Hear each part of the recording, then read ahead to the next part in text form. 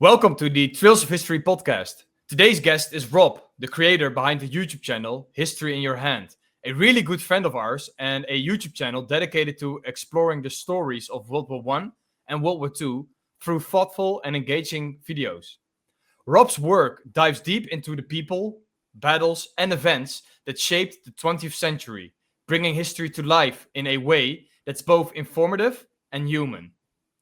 His passion for accuracy and storytelling helps audiences understand the sacrifices and experiences of those who lived through these defining moments in history.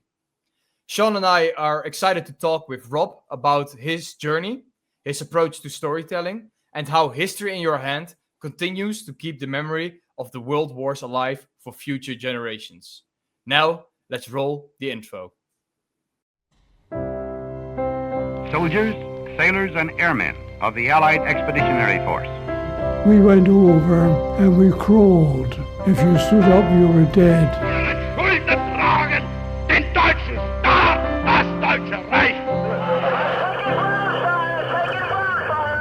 What's distance for Pod? This is Delta for Pod 3. We shall fight in the fields and in the streets.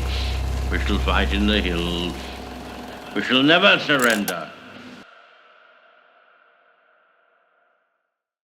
Oh. Okay, well, you know what? Let's just start. Rob, welcome. Welcome to the Trails of History podcast. Thank you. Thank you for having me, guys. I appreciate it. Yeah, no worries, man. Three friends, literally three friends, just I've been talking excited history. about this one. Yeah. So, Rob, how are you doing? Doing good? I'm good, man. Yeah, very good. Very good. Yeah. Just had a fairly lazy Sunday and then busy for the last little bit, just now doing some stuff. But yeah, all good. Very good. Oh, nice. Oh, awesome. Yeah, well, Sean is already a few beers in, and I'm already a few Rivella in, and So we're doing Sunday in my town, the local pubs. Now I appreciate not everywhere does this in the UK, but it is technically a World War II tradition. So we have the meat raffle down the local pub or the meat draw.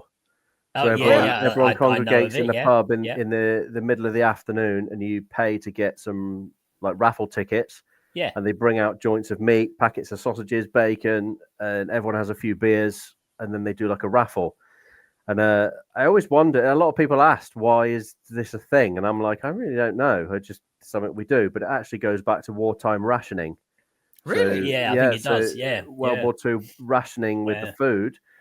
Pubs on typically a Sunday or a Saturday, I believe, would get extra things in, and people could go and pay a small entry to then potentially win big, because rationing was a thing back then. Is that every Sunday?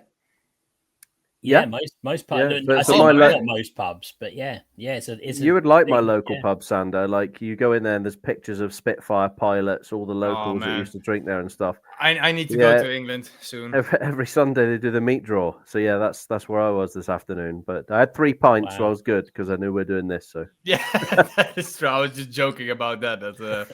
About it. But so we'll just start the podcast. So every podcast we have 3 questions that we ask every guest. We'll start with 1 question, and all the way at the end of the podcast, we have another 2 questions. I don't know if you've seen it before, but maybe you already get a feeling of what's coming up. But I've watched an episode, so I kind of know a little bit. Yeah, you probably know then. Okay. So let's start.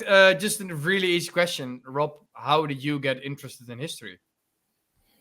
Ben, I think you know what, it is an easy question, I suppose, but the answer to it's pretty varied. I very originally got into history, I think, and I say I think because I don't necessarily remember, because it was probably younger than I remember, but I know my dad was always into history, and he would always talk a little bit with me, and we'd always, we'd watch a few sort of historic films or movies or TV shows and stuff like that together. And so I always had kind of an interest. And then I sort of grew that. World War I became quite interested in, which obviously I know we're going to talk a bit about World War I today, World War II, of course, as well. And it just kind of grew from there. I mean, I did history in school like most kids do. I wasn't really good at history at school. I did do it at A levels, which is Sean will know A levels. I don't know what you guys call them, Sander, but that's like the piece after kind of compulsory school, like college almost.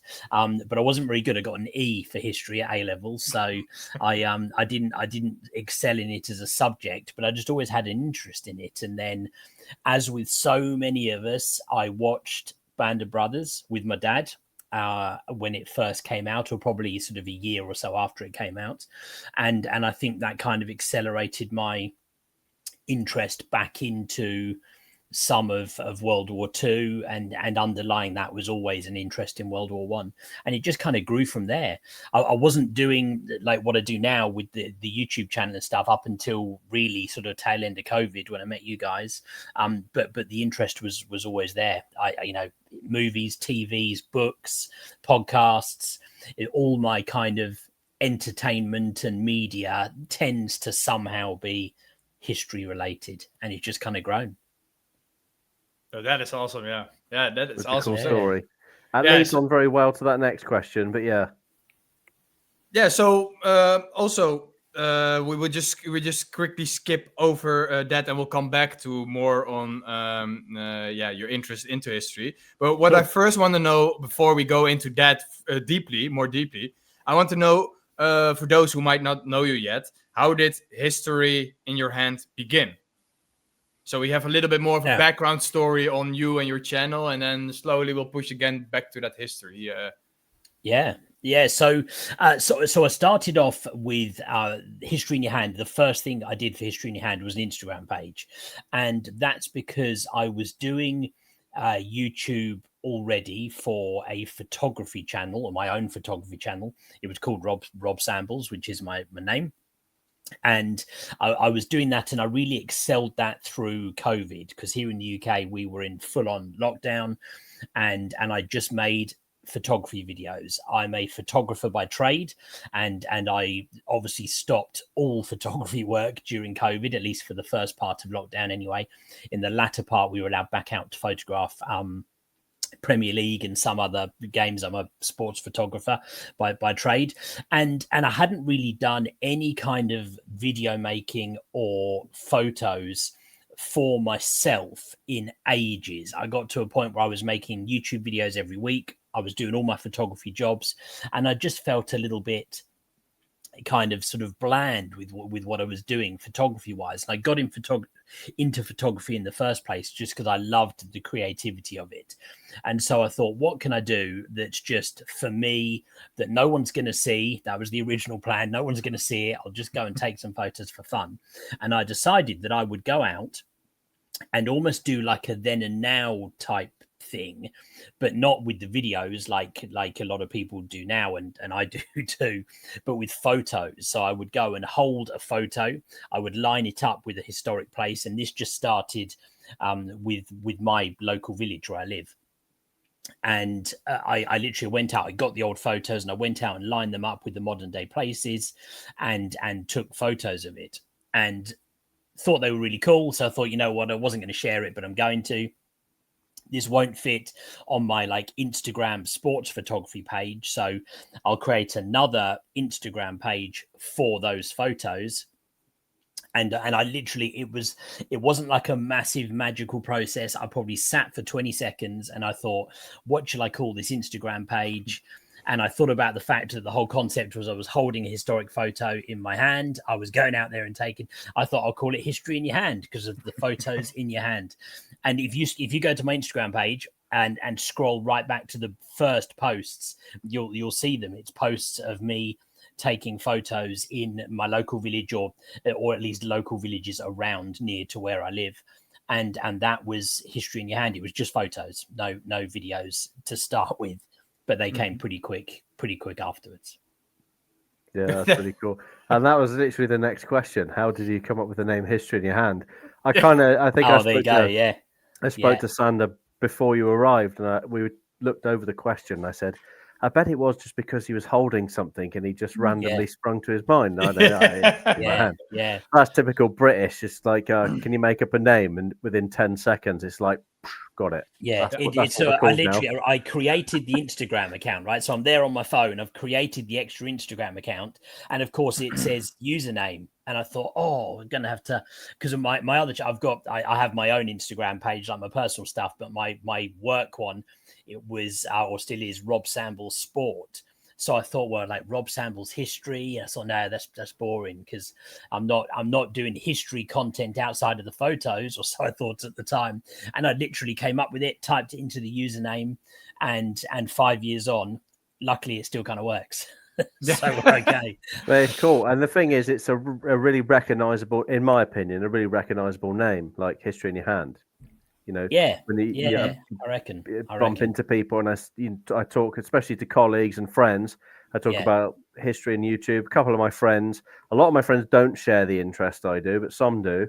But they all know, you know, and I've said WW1, you need to go to Rob, look at his channel. But they're all, if anyone asks them, I can categorically say there would be History in Your Hand, History Underground, Looking for History, you know, rattle them off. So yeah, it's a recognizable name, and it's cool. And it's typically British, thought in 10 seconds.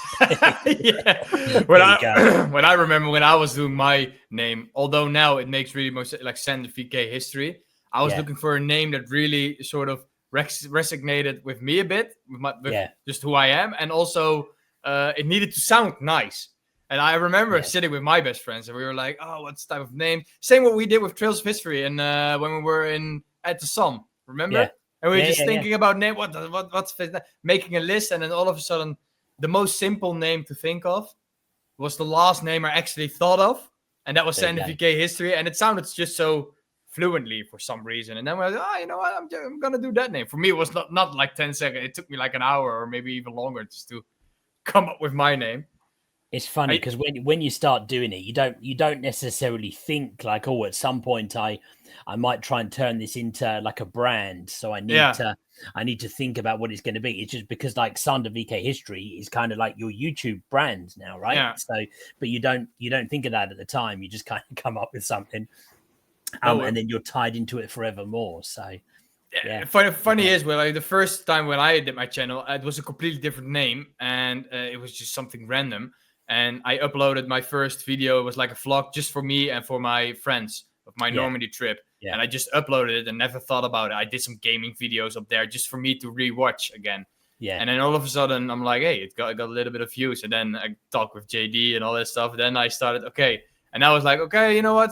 I know nobody's going to watch it. I need a name. But I am the guy who wants to be perfect with the name, right? So then all of a sudden, I thought of SandervkHistory. It's just cool and weird that you have it like, oh yeah, username, of course. History in your hand. Account made on location on his phone. Done. Yeah, that's pretty cool. That's me. So the photos that you did first, that was from World War II based? No, so they are all different photos. So they literally are like if you. So there's a website here in this. I forgot what it's called, but there's a website where you can go on and like you search different towns, and there's like archives of old historic photos. So I literally went on there and like bought a few digital copies of some. And they're just random photos. So like one of them is the high street over in, or several of them, 2 or 3 of them are photos over. So the village where I grew up is Cobham in Surrey. And there's like 2 or 3 photos of the high street there, all different times. There's like one from like 1906, with like a horse and cart coming round the corner, and another photo I think was in like like the 50s or something, so it kind of looks like it does today, but all the cars are different, and it's a whole host of different stuff. And I just went and lined up the photos and snapped them to show the locations today. So that's so not cool. not military history related, those first ones, but that's where my interest was, that the trying to create content with the military history came later, pretty much just around the time that I met you guys, really, just before, a couple of months before. Yeah, so you were already making videos, and I remember you and Chris had dinner somewhere. Was it in Ypres or? Yeah, so I started to make videos. So I was making the videos for the photography channel. I think actually twice a week I was putting out videos on that channel, which was a little bit overkill. And again with the theme of, you know what, I just want to do something for myself. I'd enjoyed doing those history photos, so I thought, you know what, I'm going to try and make a history video. So I went to a couple of local places near me. There's some like old bunkers and stuff like that near me from the GHQ stop line. So basically like the defenses that were created during World War II. So we decided, right, if the Germans do invade the British Isles, we will need to defend it somehow. And so we built a load of defenses like bunkers and stuff. And some of those are still out in the woods, not far from where I live. So I just went out to those and filmed videos. Then I decided, you know what, I'm going to go to France and film some videos. I did, I think, like 2 videos on the Somme, something like that. And then I decided, right, I'm going to do more. And I went to Ypres to film videos. And then just by chance, I was following already on Instagram, Chris, Vlogging Through History, Chris, and he was in Ypres. And I thought, whoa, that's too much of a coincidence. I messaged him and said, man, I'm in Ypres. If you're around, let's have some dinner. And we did, and we kind of got to know each other, and it went from there. And that's why I then came with you guys. So I think he was there en route to go on a history tour that you guys were on as well. And then I saw photos of it on Instagram and stuff, and I thought, oh, that looked awesome. You know, gutted I didn't know about it. I would have gone. And then I think the same We Happy Few 5 or 6, it was obviously, announced another tour. And I thought, man, I'm going to go on that one. Bought my ticket, and that's when I met you guys. And that's how we ended up here on a podcast. The rest is history. The rest is history. Yeah, that's literally how we all became like really good friends. Like I consider you guys like as really, really good friends. We talk on a daily basis on WhatsApp, and we do like these amazing trips. Next year, even Poland. That's gonna be a really, really good one. But it's funny how life goes, right? So on that trip in Ypres, Chris was on his way to go to me through the Netherlands. On that trip, exactly, yeah. And then the next trip, right? I think the first did we meet first in the Nuts Bar? Was that before the tour started? Yeah. So I arrived into Bastogne, I think, in the evening. Yeah. Chris was the only person on that tour who I knew, so I messaged him. He said, "Oh, I'm having some food with a few guys up in Nuts Bar." I came up there and met you guys, Marcel, who does History War Cinema, and both you guys as well. Yeah, met everyone there. And it was at that point Rob wished he walked back out the door. So at that point, I wish I'd stuck with the photography channel. Yes. So you started a bit with photos, 1906, would you say? Probably some with two stuff and stuff. But why is your interest so big, and how did it became so big in World War One? Because that's like the most videos on your channel, World War One. What's that connection that you have towards World War One that's so appealing? What's from World War One that's so appealing to you? I think you know what, I didn't really have any intention of it being predominantly World War One when I started making the videos. And in fact, the first videos I made after those initial kind of Somme and Ypres ones, I did a whole load of World War II content. I did stuff all around Bastogne, on that trip with you guys. I did stuff in Normandy. Lots of Band of Brothers and content, and in fact it was two in particular Band of Brothers short videos that I made, and then two Band of Brothers longer videos that I made around Bastogne and the Bois-Jacques and stuff that really took off with views and very quickly jumped my history channel to like 5,000 subscribers. My photography channel at the time was like 20,000 subscribers, and that had taken me like 5 years. And so to get to 5,000 real quick was whoa, this is a bit of a surprise. So I thought, right, I need to make more content. Started making some of the World War One content, and it just thing is with World War One, and this is going back before I was doing any kind of content creation. I think the stories I just find fascinating because it is a conflict that has it has the bigger story, of course, same as World War II, right? There was, the two sides, and the Western Front and the Eastern Front, and there's the bigger picture of the conflict and the bigger picture of the battles. But I think the thing that World War I has, which of course you get with World War II, but in a slightly lesser scale, probably because of the numbers of casualties involved, I suppose, just so many fascinating individual stories. And with World War II, I found that I was making a video about, I don't know, here's what happened on Sword Beach, and I walked Sword Beach, and that's a video I've made, for example. But World War One, I was making real specific videos, like here's a story about this one guy who wrote a diary for a few days, and here's another story about this one guy who kicked footballs across no man's land in this area, in this, so real small scale actions. And those bits I just find fascinating, the characters and the stories, and I think the tragedy behind it.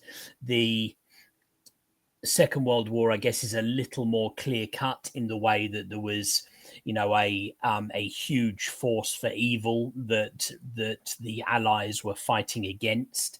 And I'm not saying that wasn't the case in World War One, because of course it was. There was, Germany had moved in and had invaded other countries, but it wasn't quite as clear cut as World War Two. And so I think the whole thing just is so fascinating to me when you get into the individual stories of the people involved.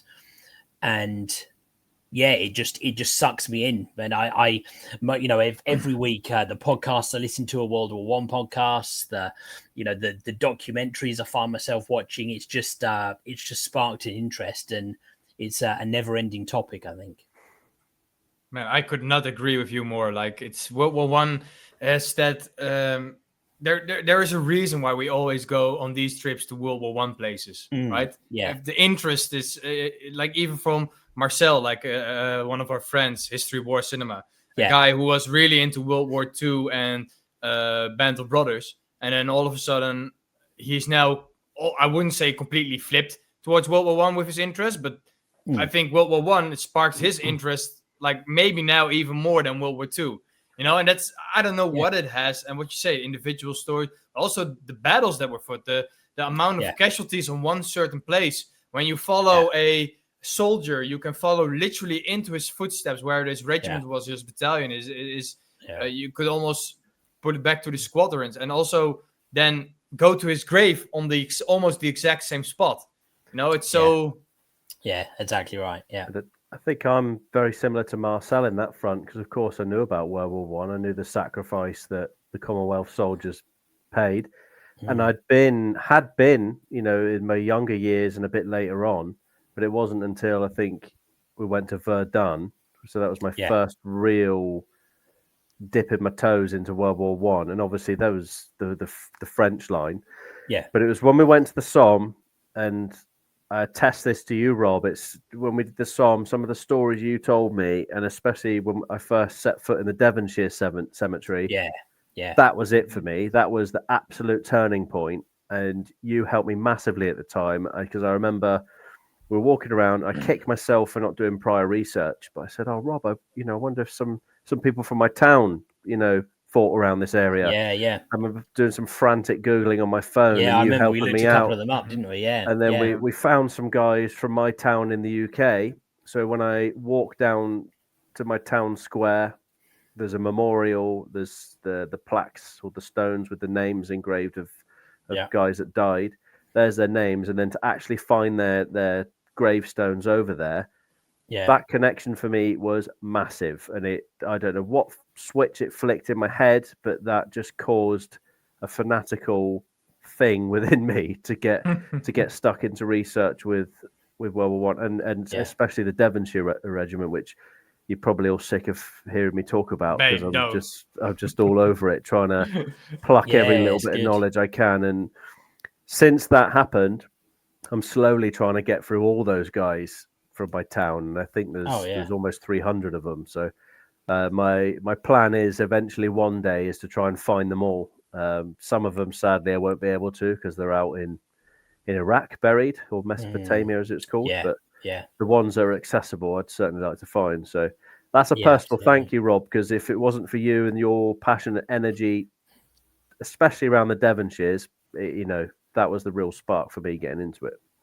Well, that's such a great place to go, right? That Devonshire cemetery is one of the real interesting stories. The location and some of the guys who are buried there as well. So, but that's it, though, right? It's those stories that spark that interest that make people find makes them feel like they want to find out more about it. Yeah, and also when you like, just for example, the Devonshire cemetery, if you stand there, you see Mamet's on the left. You have the you can have the trench maps with you. You know the machine gun places of the Germans. You know where they went down, and it's just it's like history being in your hand at that moment. There like, you go. One of the guys we found in that cemetery, so Private Matthews, Frederick Matthews.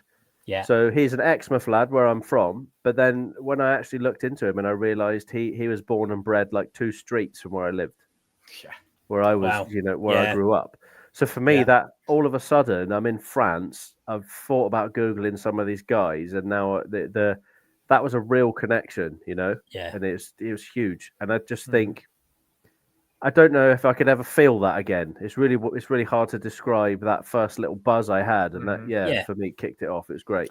I remember your reaction when you went to the Devons. So you were like, I want to say I was like a kid at Christmas, but it's a really bad topic to be excited about because of what we're dealing with. But the fact that I learned that knowledge and absorbed it and was just like, oh my God. But now I try and do my utmost to remember those guys. And even in my local community, on local Facebook groups and stuff, whenever I find out something, I always post it. And there's a lot of people, especially from the older generation. And I even found some living relatives of some of those guys who have messaged me since then. And I've sent them the information and photos. So, one of which was a great uncle. He died in the war, but never knew where he was. So me and Sander found that guy. Oh, yeah. He was on the memorial to the missing. Sadly, he doesn't have a grave, but just to have none of that would have happened without that first interaction and Rob giving me the Devonshire cemetery spiel. Rob, you're changing lives out here. And I'm not trying to be like all sucky up to Rob, but that's exactly what happened. So I get it, man. Absolutely, it is right. It's those little stories that spark the interest that then just grows and grows and grows, and it's never ending because every little thing you look into, there's another story like that, and it just develops. I really struggle with it as well. The more I research and I learn, I don't know if any of you have it or it's just it all moves into one. So like 2 weeks later, I can't necessarily remember the exact story, and then the stories get mixed, and I have to refresh my brain. But because it's so much, so many. I don't think anyone would in their lifetime could really absorb everything. Just imagine on the Somme, the 1st of July, those 60,000 casualties on one day. Everyone has an individual story like that, and it's just impossible to remember them all. And some of them blink out, right? Some of them wrote a poem or had like what you said, like a diary. Those people are remembered more than the other guys, although they do not deserve to be remembered more, of course, than the rest. Like everybody's equally who was there on the front line, especially to remember them. But it's just hard, like get stuff. Probably you as well, like people come up to you and like, hey, that video or that topic that you did was amazing, and the topic in the video, but you cannot say the whole story again towards the subscriber that probably walks up to you. Oh yeah, there's so many specific bits here and there. I think I do seem to have a memory that's quite good at sticking with some of these kind of stories. Like most of them, I do tend to remember. But there is so much that you'd have to be pretty special to remember all of it all the time. Maybe when Elon Musk makes that Neuralink that you can put in your head, and then just be the best tour guide ever. If you could give me a built-in hard drive, that'd be fantastic, because the old brain doesn't always work. So why the Somme, Rob? We know that the Somme is your favorite area to visit and make videos about. Yeah. So what speaks to you why the Somme, and what speaks to you the most from the Somme, like about the Somme? Yeah, I think it's the Somme is a place that I think resonates with most British families, or most British people, because it's somewhere that's well known. You know, if you ask your average person, you know, could you name a place that featured heavily in World War One? You know, a lot of people maybe would know about Ypres.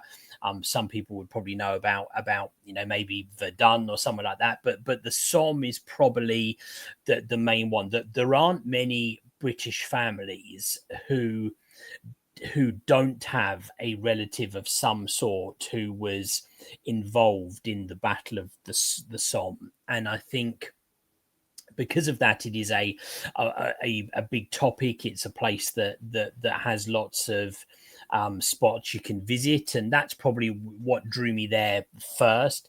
The first ever place, well, in fact, the first ever battlefield I visited in France actually was Vimy Ridge, but then from there we went down.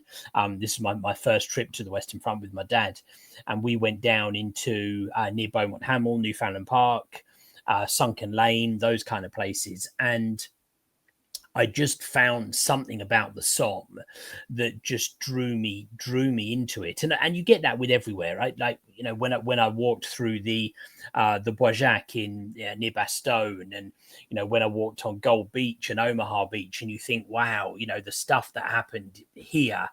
But there's something about the Somme where you stand there and you almost kind of imagine what went on around you where you stood.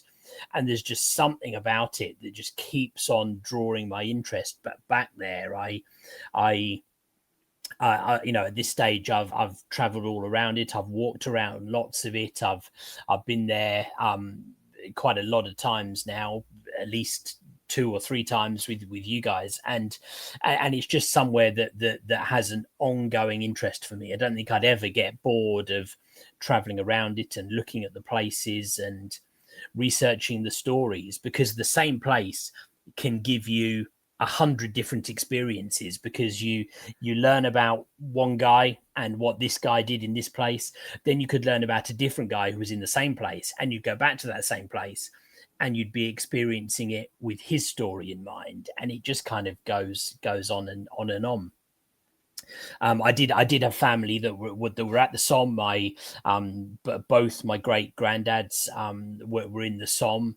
One was in the Royal Field Artillery or at least in the week, and then the lead up to the first day down near Mametz, where we were just talking about. My other great grandfather, he went out afterwards. He wasn't there for the first day of the Somme. He went out there in September, and he was there till November. So, you know, I guess that's part of it, but that's not the only reason, because I've got other family who were in different parts of that conflict as well. But yeah, it's just a place that I don't think I'll ever get bored of. I couldn't agree more, and I think it resonates, because the amount of times I've visited now, and it's been a lot in a small period of time, I kept going back. But I'm not that great with words, and it's like almost a poetic feeling where you stand on Redan Ridge, and I've never felt at such peace looking at the landscape and just being there with the lads, thinking about the horrors. But there's an element of calm that always comes over me when I'm there. I've never had that anywhere on any other battlefield. I think the closest I come to that was probably at the old church Sander Oosterbeek, where I've gone in and had the funny feels in the stomach. But whenever I go to the Somme, it's a weird calming feeling, even though I can't understand that feeling, right? Such horrors happen there that there's just something strange when you stand there and really let it sort of overtake you. Yeah, it's a place that is, you go to Ypres, for example, and I guess because the town is bigger, you know, and there's a bit more going on, some of the roads are a little busier, and, you know, it feels like it's a bit busier. But there is something about the Somme, when you think about the tragedy of the stuff that went on there, there is something oddly that is very peaceful. Almost ironically, I guess, but something that is very peaceful about the Somme today. obviously in stark contrast to what it was, 100%. 110 odd years ago. Yeah. And it's hard to put it into words without sounding a bit stupid, if you know what I mean. I Yeah. try and convey it to someone, and I'm like, I don't know if I'm saying this right, but I think that the best thing to say to someone is if they're slightly interested, just go there. And I think with the Somme, a lot of those cemeteries, a lot of them are in the middle of nowhere, in the middle of a farmer's field. Some of them only have like 20, 30 people in, right? Little small cemeteries. And you're surrounded, provided you go there in the summer, of course. You're surrounded by beautiful landscapes all around, you know. And in Sander, I say in the summer, we've been to Redan Ridge in the winter when it's been half a foot of snow, and it was just stunning then, you know. So I've never seen the Somme in difficult. Snow, actually. Yeah, I'd like to do that. Yeah. If you go on Google and Google Redan Ridge 3, it's my photos that are on there. Yeah. Oh, yeah. yeah. Like, I don't know. That was when it just started snowing. Yeah, I don't know what is it with Redan Ridge Cemetery number 3. I don't know what it is. It's the same what you say. You cannot really describe it. Like that. Like that's my favorite place to visit in the Somme. It's just a small cemetery on top of a ridge. Nothing in the area. Yeah, only the other cemeteries. It's just such a weird sort of connection that you feel with the place. Like the Somme has something special. And I think it's I think everyone has like a place that's kind of like that on the Somme. I think it's like, you know, Redan Ridge is one of those places that's crazy when you kind of walk that area as well. But I think everyone has some place that sort of they feel some kind of affiliation to out there. You know, for some people, it's the big old memorials, like maybe, you know, Thiepval or Pozières or something like that. And for other people, it will be, you know, what seemingly to some people might be a random field or a random track, but it's a place that they feel some kind of personal affiliation to. And sometimes you don't even know why. It's just kind of the place that feels like it's special to you. Yeah, I still don't know why. If anyone finds out why, please let me know. Yeah, let us know in the comments why. It's really weird. So I wanted to first ask you this question about the whole course of World War One. We can do both, but now because we are on the topic of the Somme, and you are you have a lot of knowledge on the Somme, so maybe that's more fitting. But, yeah, should we do the Somme, Sean, or should we do the whole course of World War One? Next question. I reckon we can do this in 2 parts. The Somme, maybe the whole war. This is a bit of a tricky one, Rob, so I'm very interested. But start with the Somme. Go on, all right, you're testing. Start with the Somme? Right. Okay, do you think any type of decision during the Battle of the Somme could have altered the course of the Battle of the Somme or history? Do you think any sort of decision could have changed? Yeah. So think of it in I guess you can use hindsight as a bit of a tool there. Yeah. So I think I do think so. Yeah. So I reckon with the Battle of the Somme, one of the biggest things that they struggled with was communication. So, you know, we're obviously the First World War compared to the Second World War, for example, there's no radio communication. So they are relying on things like signalers with flags. They're relying on physical telephone wires, like someone running to a forward position with a reel of wire and connecting a telephone. They're relying on runners. They're relying on carrier pigeons.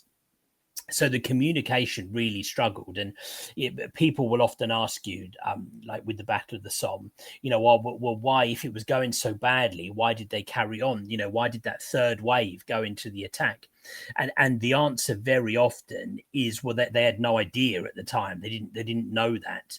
And you know, some of the senior generals, for example, Henry Rawlinson, who was in charge of the Fourth Army at the Somme, is somebody who very often will get a real bad rap for, you know, how did he let it go on? And, you know, how did he let the fight continue with those reserve waves of guys going in when it had gone so badly? And the honest answer is that he wouldn't have known. He would have had no idea at that time. And in fact, his very initial reports that he started to get were positive, like it was going well, and the reason for that most likely is because in some of the places where it went disastrously wrong, like Serre, a place that we visited, the runners were probably dead or wounded, and the signalers probably were as well. And so the awful news that this has not gone well just didn't get back in time. Whereas, of course, in positions where the attack had gone well, that news got back. The runner was still alive. He delivered his message. And so you kind of almost start to see the timeline. And it's in those places in the south, so down near Mametz, where we talked about, near the Devonshire Cemetery, and slightly further kind of south from there towards Montauban, we had some success. So we managed to get across no man's land. We took the German front trenches, second line trenches, reserve line trenches, and basically in that southern section, the whole point of the plan for the Battle of the Somme was to break a hole in the German line. And when we did that, we were going to try and exploit that hole and kind of roll up, the German line sort of from the flanks, I guess, almost. And we'd done that in the southern sector of the Somme, as much as there were areas of the Somme where it was just horrendous, 6,000 casualties in the space of kind of a couple of fields in some areas.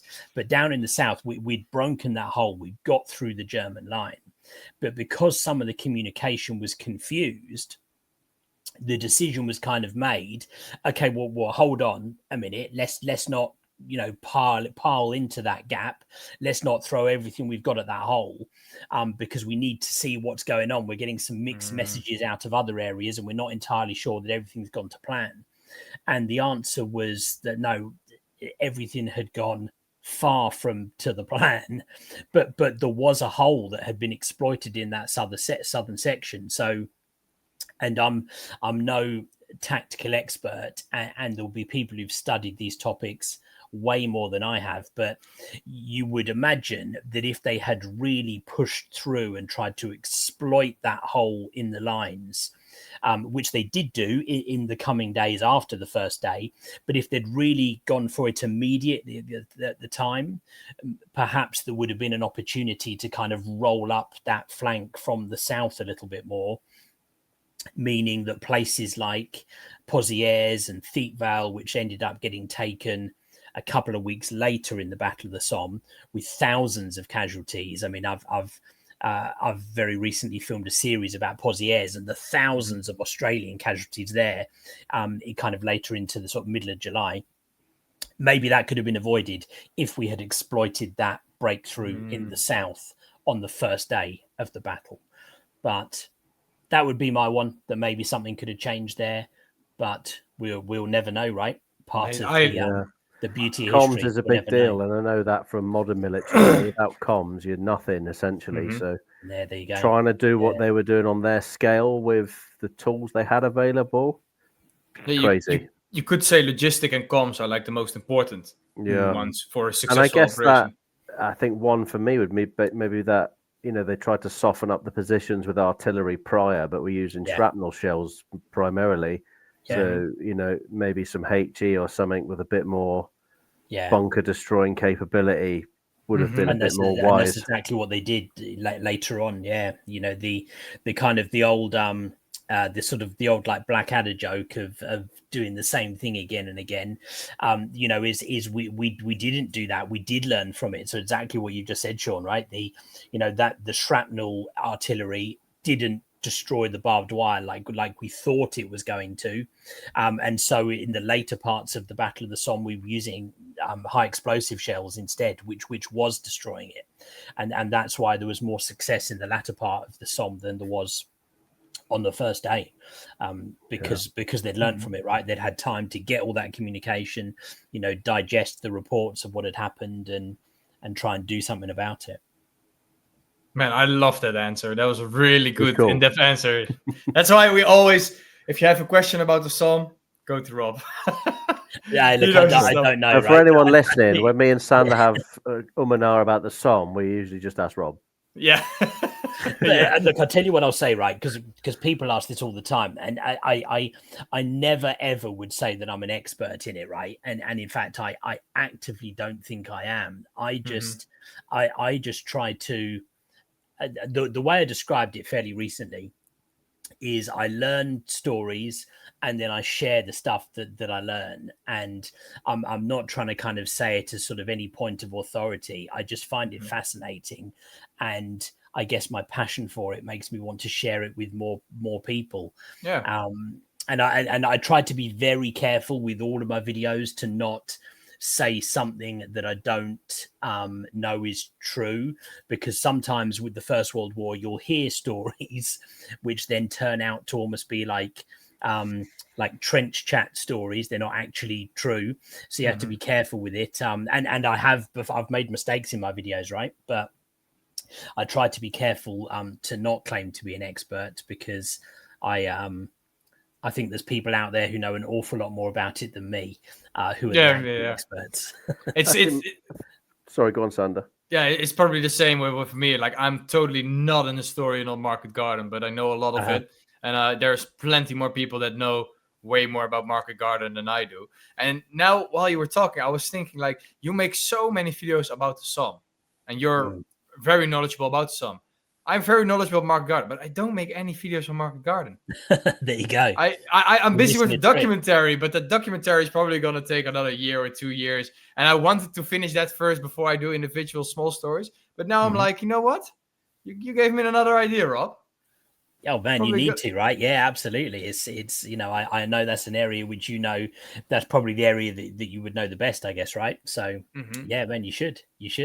Yeah. Sean, what did you want to say? I sort of interrupted you. I think it was just going back about Rob saying that he made a few mistakes. I think with World War One, it's very easy to make mistakes because, like you say, there's a lot of, I always call it trench whispers, where it's just flutters of information. But I also think the beauty of World War One is it's okay to be fact checked if someone does have here's the proof that you're slightly wrong. Yeah, that's okay, and I think that's great. You know. More so than most other conflicts. I don't know why, but I think the trench whispers were a bit more fluent, things written on scrap bits of paper, and the stories told, and the whispers between the men. I do like it. If I get something wrong on World War One, or I kind of mix something up, if someone fact checks me properly, like, I love it. I'm like, brilliant. Thank you for correcting me. So, and with the First World War, there are several like real big ones, you know, like stuff that is just widely regarded to be fact, that's just not true, and it's interesting, and I've done it myself. A few videos ago, I had a video about the Sensinforian cemetery, Mons. Fascinating cemetery. It's got at least one of the first casualties of the First World War, at least on the Western Front, the last casualty from the Western Front, the first recipient of the Victoria Cross in the war is there. There's German soldiers there. Fascinating cemetery. But anyway, I'm getting off the point. You see, straight away I'm getting excited about a cemetery. I like it. Keep going. Yes, history. But I shared a photo of a guy in the video, and someone reached out to me and went, Rob, just so you know, the photo you shared isn't that guy. And I thought, whoa, how did I make that mistake? And when I looked back, I'd made that mistake because if you Googled the name of, I can't remember if it was Price or Ellison, it was one of the guys who's one of the last casualties of the war. If you Google his name, that photo that I used comes up everywhere. If you go on to other historic websites, well-regarded historic websites, that's the photo they're using of him, and it's just widely accepted that photo is him. But it turned out it's not.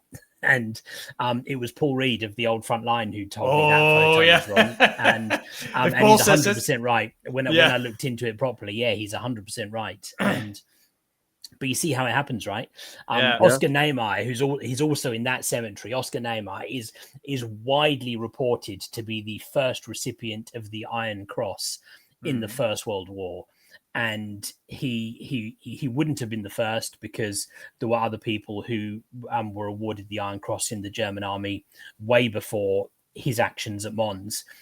And when you get into it, it turns out he never even was awarded the Iron Cross, but it is widely reported that he is the first recipient of the Iron Cross in World War One. Yeah, But I it's just remember not us. I remember us having that discussion in the we group did. chat. There you go. Yeah, trying to figure go. it all out. Yeah, It's good. And you briefly mentioned Paul Reed, but Paul Reed, he watches the podcast as well. So dude, like, he's such an amazing guy. Like, he's gonna go on the podcast as well soon, hopefully. So it's going to be really fun. So, well, look, there you go. That's somebody who that's an expert. He's the expert. Absolutely. Yeah. I look, so much of the, I say I'm good at remembering information. So many of these stories, which I remember, loads of them have come from his podcast. He'll be talking about a topic on his podcast, and almost in passing, he'll just mention this little story about someone, and I'll think, oh, that sounded interesting, and I pick up on it. And then I go research that story, and I look into the guy that he mentioned, and the thing that he mentioned in like a 20-second kind of by comment to the main topic that he's talking about. I think, whoa, this could make like a half-hour video. It's crazy. Down the rabbit hole. Yeah, down the rabbit hole you go. Yeah. But no, Paul's fantastic, and he's the level of knowledge that he has and the way in which he shares it. He's got his website, his podcast, he's got a YouTube channel now. He sends out like newsletters and bulletins and stuff, totally free. You just go register for them on his website, and he is just an absolute fountain of knowledge. And unlike some historians who I know of or I'm aware of, he openly and very willingly shares that knowledge because he wants other people to know it. And that's great. It's valuable. That's what I appreciate a lot about him. Like, I've never met him in real life. I've never really talked that much, but I know who he is, and he's just his podcast is phenomenal. It's really good. Yeah, I should listen more to it, to be fair. Like, there's so much great content online. You cannot consume it all, right? You have to pick and choose. Yeah, and then, that's true. I do need to pick and choose because I get carried away and like little ADHD brain goes crazy and I just can't settle on anything. But same. It's a nightmare. So just imagine it's already been 50 minutes of talking. I reckon there's two questions. We've got a list, Rob. So we're kind of pick and choose based on time. Yeah. But there's two here, Sander, we can't overlook. And it's not the end two. Yeah. No. The uncle? I would say lose first. Lose first? Okay. Yeah. So I can open with that. So Rob, obviously recently you attended, and quote me if I'm wrong, obviously I've watched it and I followed you guys when you were there, but you were in Lewes for the burial of the 8 soldiers that were discovered recently, and the 2 that were identified by the MOD war detectives, I believe. Yeah. So how was your experience with that and being there firsthand? I was jealous. I wish I could have been there for that, but it was amazing to see it. And what you sent in our WhatsApp group, the footage as well was fantastic. But being boots on the ground, witnessing it, the ceremony itself, how did that feel for you?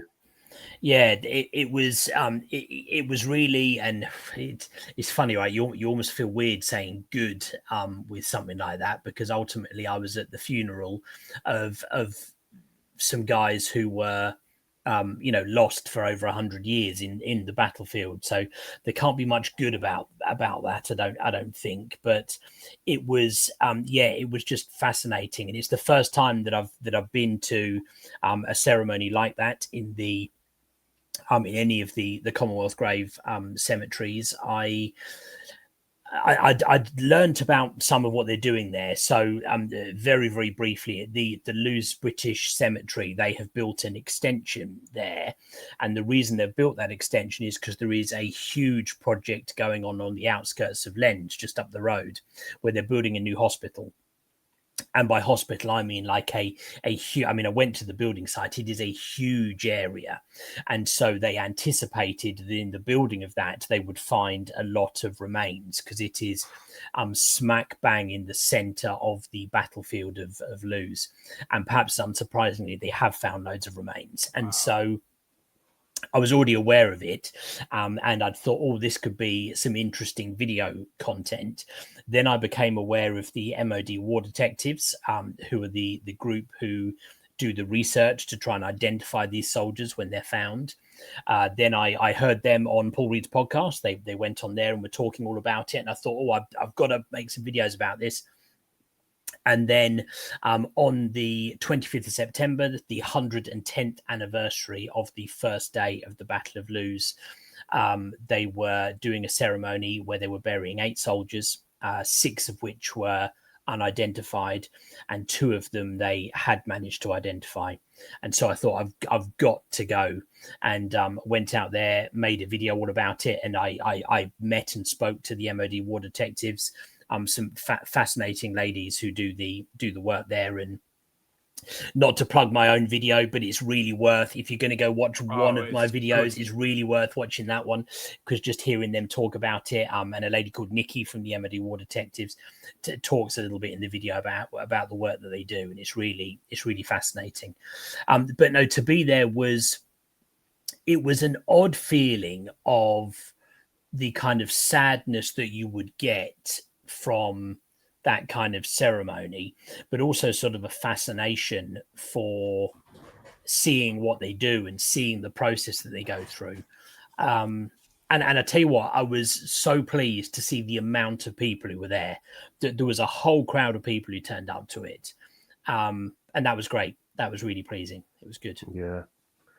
Incredible. And I couldn't make it myself, but I really appreciated the videos. And Marcel was there as well, right? Yeah. So Marcel was there. Yeah, he came pinged a few videos over last minute. Yeah, no, he helped me out with it actually. Yeah, he did some filming and stuff. Yeah. Don't start about it, Rob. You probably know what I mean. Say again, sorry. Don't start about it, because I was gonna go as well, but I thought. You remember it was only for one day, but you guys went 2 nights before, and I didn't know that. And all of a sudden, I call Marcel just to talk about it. I'm like, wait, where are you? And I'm with Rob. I'm like, dude, if I knew it was 2 days in advance, we were going the night before or something. No, right? Yeah. I thought it was going on the one day, and then drive was it 5 hours for me towards and back just in one day. That's a long way for you. I understand that. Yeah. Yeah, I was really bummed out, especially when I saw the video. I was really bummed out afterwards. But yeah. But the videos are cool because it was on the news in the UK, so I think BBC or someone showed it. But it was cool to see that. Yeah. But then it was also cool to see yourself and Marcel's videos and photos, which I know, no one else has seen these ones from actual people in the crowd. So that was really cool. Yeah, yeah, it was nice. That. It was good. Yeah, it was really good.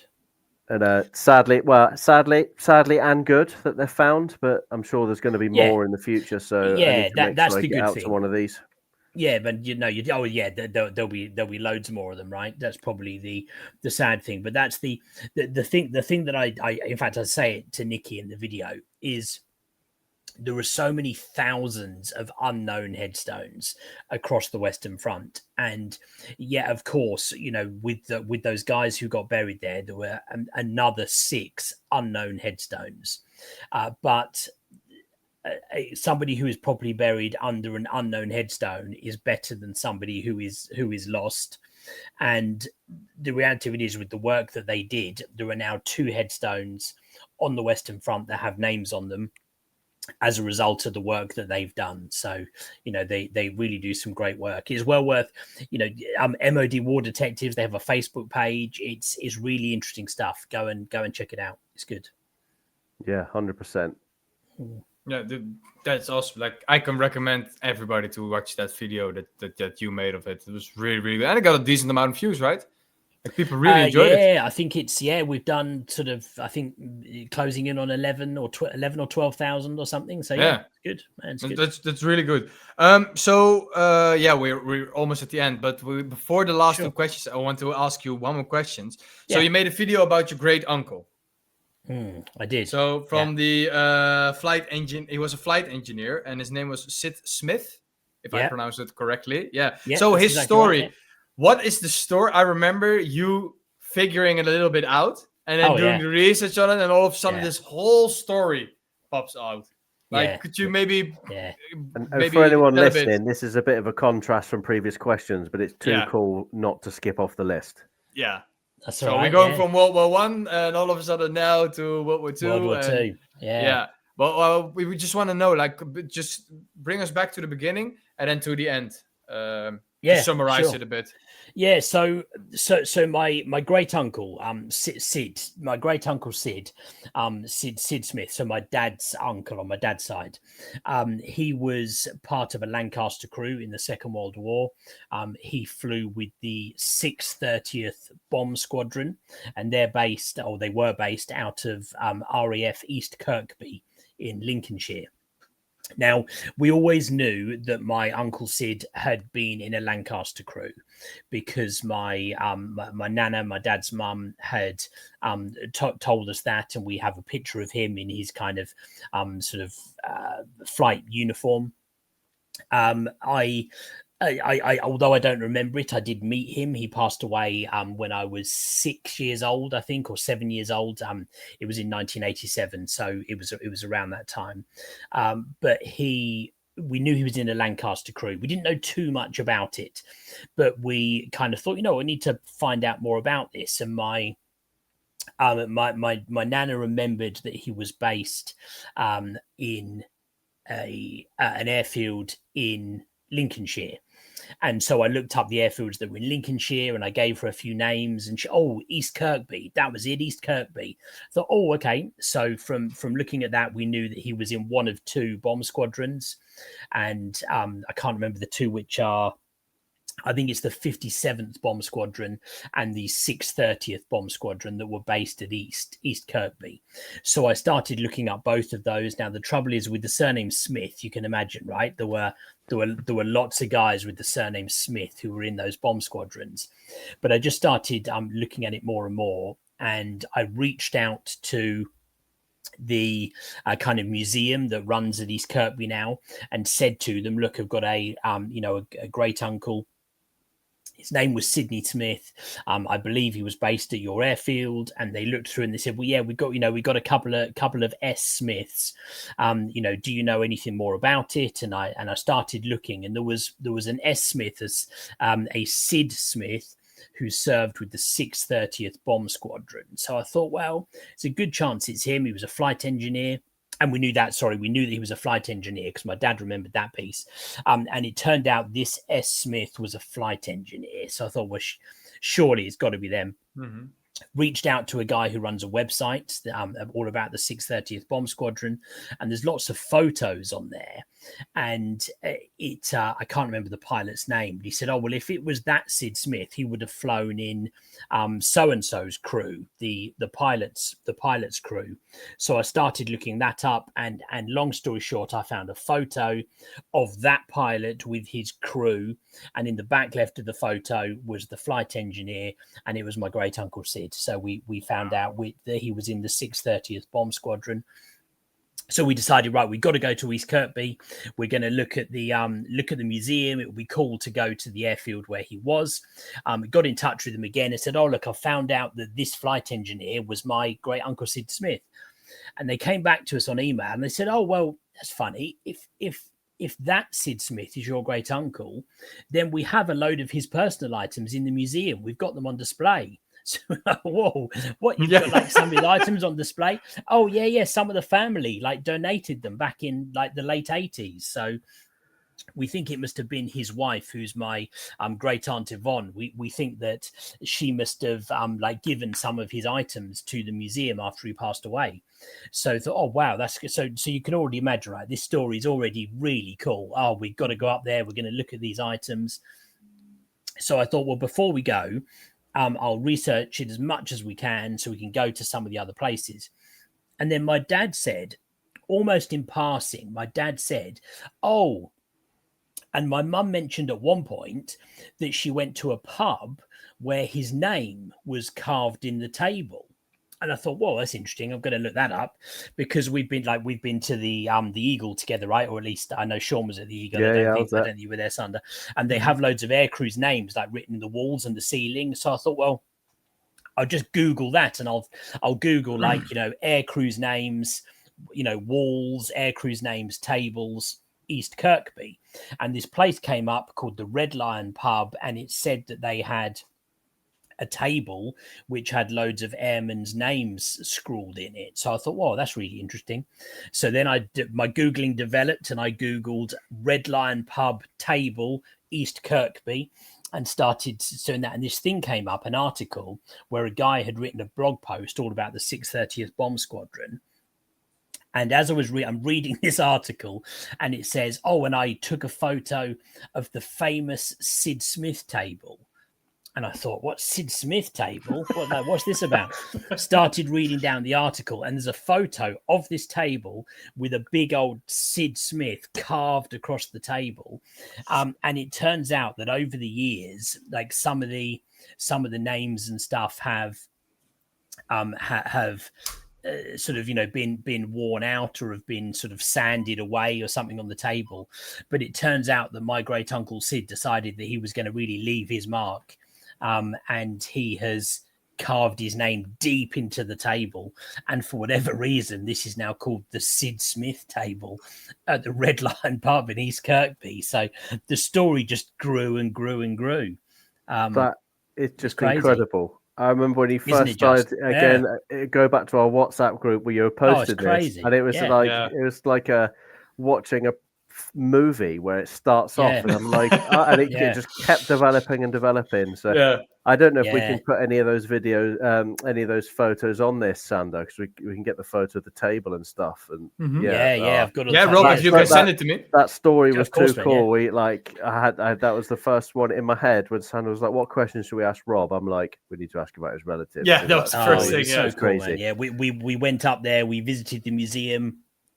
A lovely lady there, I've forgotten her name, bless her, showed us his items. Then we went round to the pub. We sat at the Sid Smith table. We had a beer in the very place that he would have sat and had that drink, right? So he sat there. We didn't carve our names into the table. That would have been too far. But it was just an amazing day. Yeah, it was great. What did you say to the bar tender or the guy who owns the cafe? Like, hey, so there was a lady behind the bar, and my dad said, "Oh, is this the pub that has the Sid Smith table?" And she said, "Oh yeah, it's just over here in the corner." And he said, "Oh, well, Sid Smith was my uncle." And they were, "Oh wow, that's amazing! You've got to come and have a look at it." So we went over there. They did actually have a photo of him and his aircrew already on the wall in the pub, but we gave them another couple of photos of him, of Sid Smith, and the lady was very insistent to tell us, "Look, don't worry, these photos are going to go on the wall, like next to the table." And we said, "No, look, we're not like, that's not why we're here. We just wanted to come here to see. But if you'd like the photos, you're welcome to have them." So we haven't been back since, but I don't know. Those photos of him might well be on the wall by the table now. I don't know. I'll have to go back at some point. Dude, that is insane. That is so. I know for a fact that Sid would be proud as punch knowing that he's on the local boozer in East Kirkby. Oh, 100%. Absolutely, 100%. Yeah, he'd be buzzing. Oh man, I just feel so bad. I'm going to the last two questions now because I'm so fully invested into this story. Right, like it was amazing, and I remember just on WhatsApp, like following it like day by day, and you were just sending more and more information and photos and stuff, and it was an amazing experience. It's featured in a documentary as well. I didn't even mention that piece. If you go, it's on YouTube. If you go on YouTube and search, I can't think what it is. There is a documentary about the bomb squadrons based in Lincolnshire, and there is a clip of the presenter in a pub because the guys always used to come down to the pub and drink in the evenings. And he walks. I'm just watching this documentary, trying to research and learn, right? And he walks up to this. I already knew about the Sid Smith table by this point, but he walks up to this table in the pub.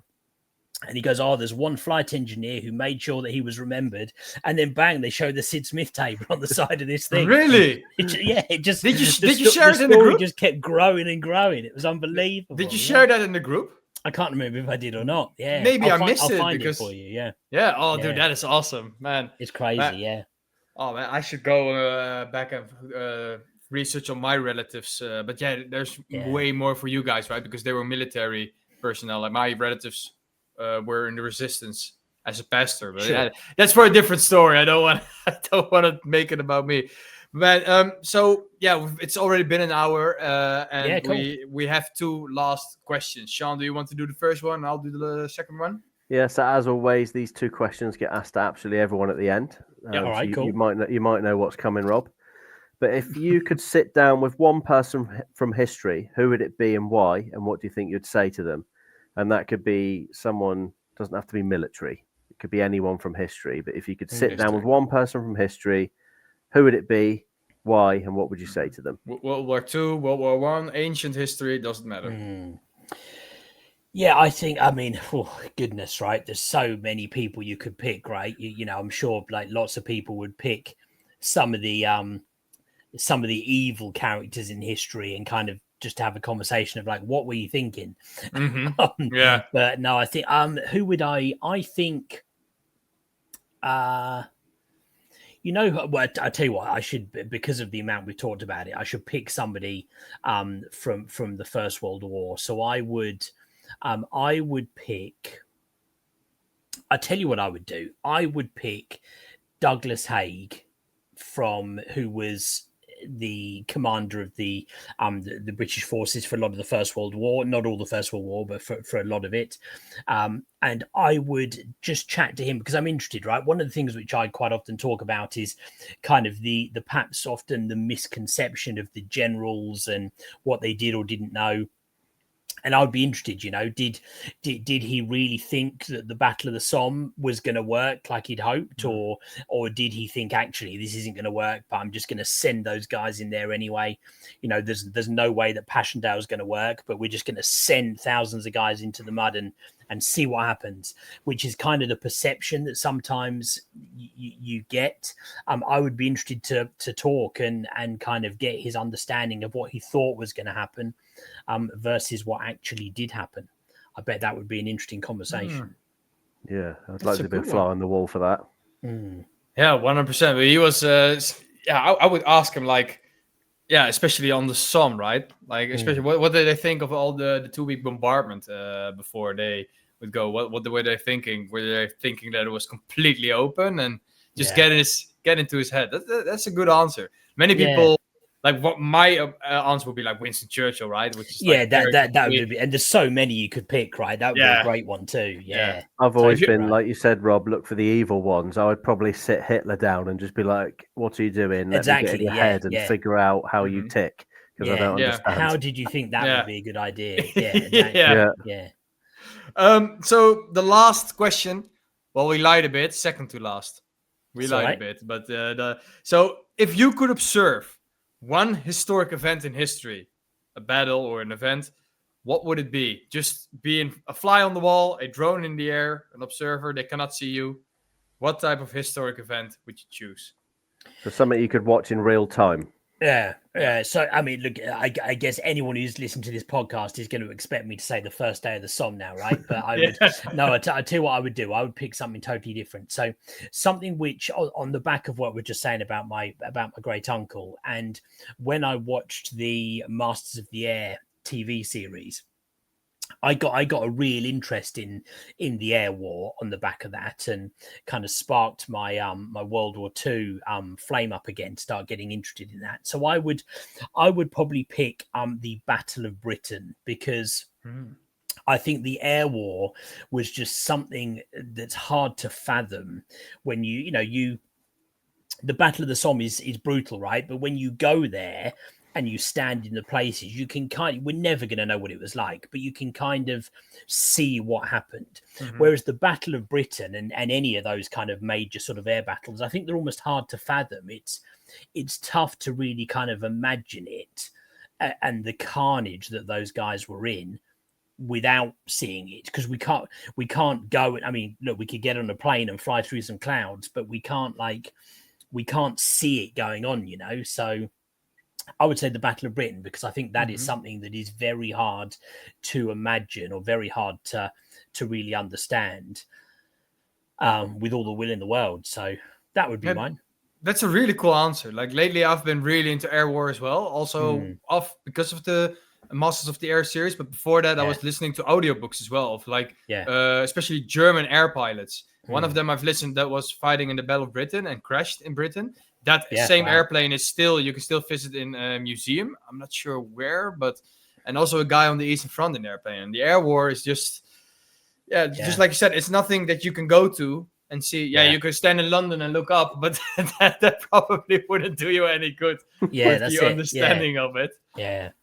That's a cool answer. That's a cool answer. Yeah, everybody has like their cool and unique answer. What's worse is we on the last podcast, anyone who's watched it, we talked about this answer and I gave what I would do. But now Rob said the first day of the Somme, and I'm like, oh shit, what did I think of that last week?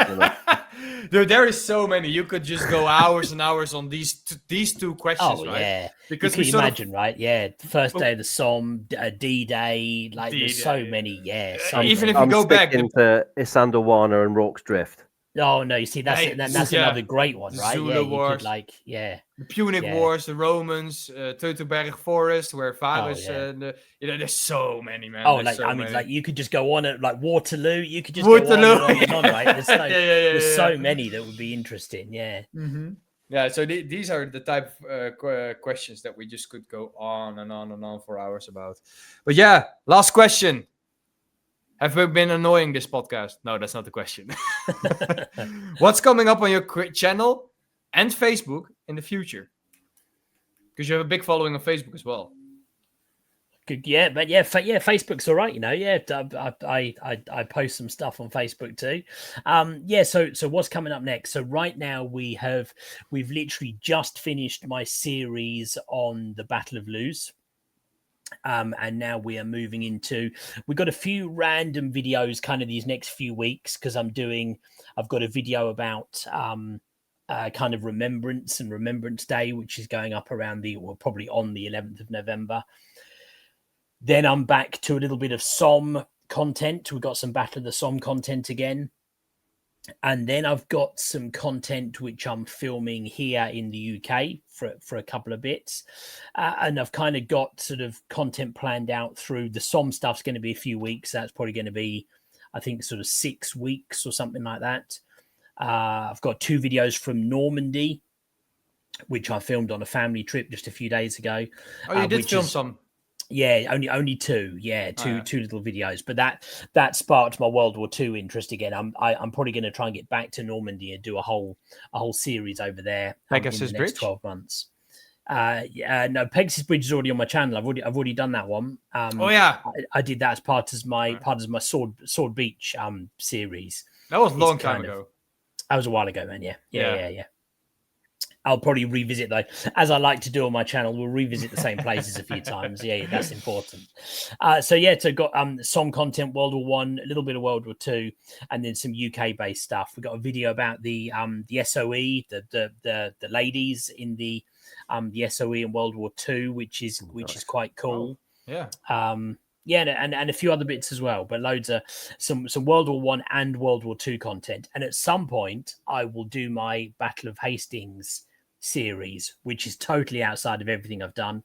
But I started to film it, so at some point I will finish it, and we'll get that up as well. That'll be cool. And at some point, come to Guernsey with me for the weekend. Yeah, that'd be really good, man. Yeah, absolutely. And come to the Netherlands, Operation Market Garden. Oh man, yeah. There's so, and that's the beauty of it, right? Is I don't think I might run out of money to travel to these places, but I'm not going to run out of ideas. Mm-hmm. Yeah, right. 100%. Sander's started to play the lottery again, so once he wins, we'll all be covered.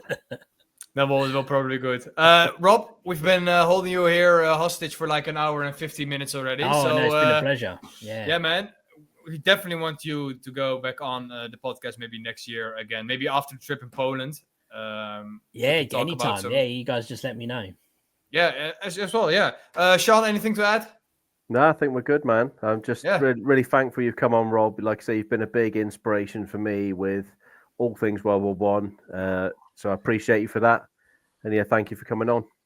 No, look, you guys too, right? It's part of meeting you guys and the trips that we went on. I mean, the first time I met you guys, we pretty much is when we set up doing that Verdun trip, right? So if it hadn't been for meeting you guys, I probably wouldn't have traveled to some of the places I have. So thank you to you guys as well, very much so. Awesome. I'm so glad that we can call each other a good friend. So that is absolutely. I'm so happy with the niche history nerd group that we have. My sister always says, "You and your history for nerd friends." So we ended on that note. Rob, cool. Thanks again, man. And we Cheers, always guys. end Thank the you episodes with a salute. So, cheers. Let's go. Bye bye. Cheers, guys.